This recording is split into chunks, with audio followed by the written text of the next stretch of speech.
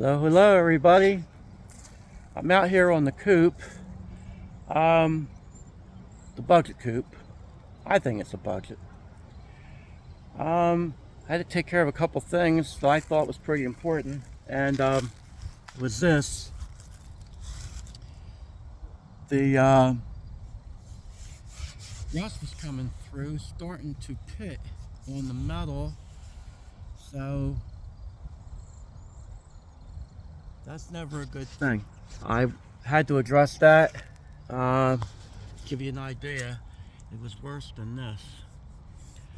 And the roof's a little bit delicate. I don't really like putting filler on the roof area, and that's just me. And especially if you can avoid it, you don't want to do that. But the car's in pretty good shape. I mean, it had a couple little spots in it. Down here, got a little bit of rust, but that's an easy fix. Gary was actually wondering if he should put new doors on it. I said, well, that's up to you if you want to spend the money, but he acted surprised when I said I could actually fix them.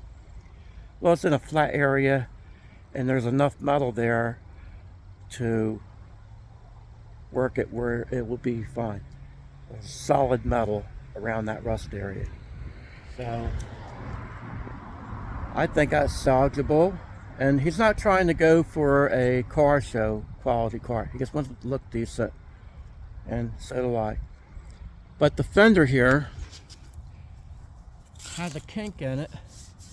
And this would be fine as far as pounding this back out flat. But the crease, the factory crease right here has a kink right here, and then it's bowed in here, and it kind of goes into here. Now this was here is pretty easy to fix, to contour that in, but right in these areas here, and you have that factory crease.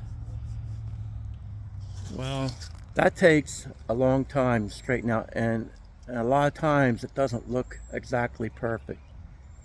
Some guys can make it perfect. I'm not one of them guys. A good body guy can work that metal and put it back pretty well like it was from the factory, and then they can do their magic with the filler, and you'll never know it. I don't want to put the hours in on that fender, so I'm gonna just tell Gary if you can get another fender.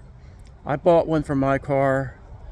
It was $60, and it doesn't take long to spend $30 or $40 just in a little bit of body filler, and then you figure your time, your 4 or 5 hours or longer trying to straighten this and make it look right. And sometimes you'll think you'll have it looking pretty good, and you hit it with the paint and you say, wow, that didn't look as good as I thought it did. I do test them areas when I do it with water. I'll wet things down and see if it looks like it's straight or whatever. There's little ways of testing your work. It's been a long time since I've done this kind of work. A few years. The last thing I did was for a Fairmont, I believe, that Adam had. He actually didn't want the antenna hole in the fender, and I filled that in, and that took a little while to do that and make it look right, because that sticks up where the antenna goes. People think it's flat there, and actually bevels. So I had to flatten it out to make it look good. He wanted that done. That was important to him. But the car's getting there. I really like this car, and I do want to show you guys this. I consider it a budget car because Gary's doing things on a budget, and he bought these wheels and tires, and this is how he got them. And he got both wheels with the tires for $80. So I think that's a good deal. Weld wheels have gone way up in price, so I think that's a good deal. So car is starting to get there a little at a time, and it's one of the deals where if you only have a certain amount of time to do things, you have to make your hours count. So it's always good to try to, if you only have one day to spend on something, try to make that day count.